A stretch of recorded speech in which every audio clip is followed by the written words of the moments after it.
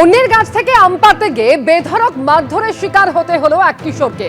কোন্নগরের ঘটনা। তবে যেটা জানা যাচ্ছে, হাসপাতাল থেকে আপাতত ছাড়া হলো কোন্নগরের ওই কিশোরকে।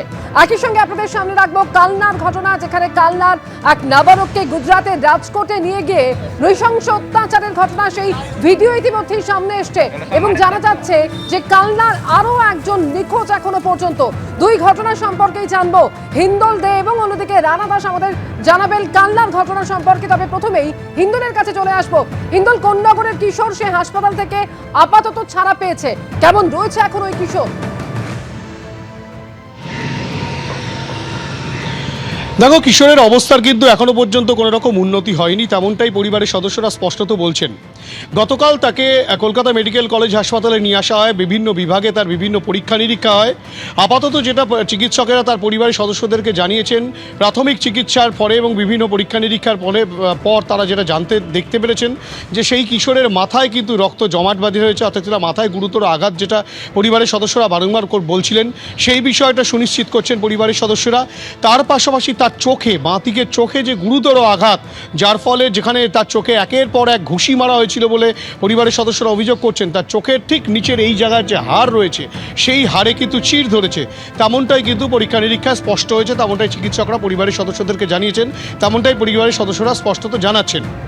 এই যে গোটা ঘটনা, এই গোটা ঘটনায় যে শুধু ঘুষি মারা হয়েছে তা নয়, সবচেয়ে ভয়ঙ্কর একটা যেটা অভিযোগ করা হচ্ছে পরিবারের সদস্যরা যেটা করছেন, যে রীতিমতো লাঠির মধ্যে পেরেক গুজে সেই পেরেক লাগানো লাঠি দিয়ে কিন্তু একের পর এক আঘাত করা হয় সেই কিশোরকে।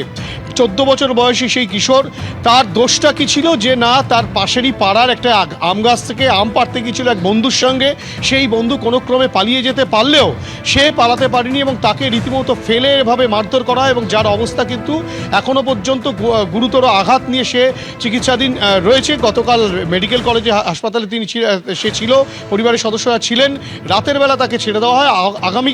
আগামী সপ্তাহের মঙ্গলবার অথবা বুধবার আবারও তাদেরকে মেডিকেল কলেজ হাসপাতালে যেতে বলা হয়েছে।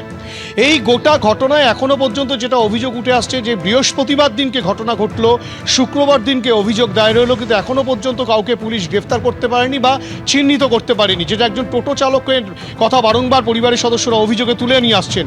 সেই টোটো চালককে কেন এখনো পর্যন্ত গ্রেফতার করা গেল না, সে নিয়েও কিন্তু প্রশ্ন ছুটছেন তারা।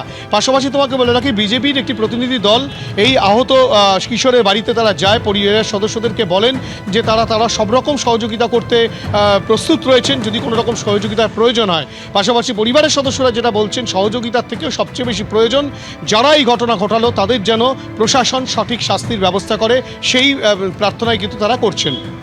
অমৃতা, ধন্যবাদ হিন্দল তোমাকে।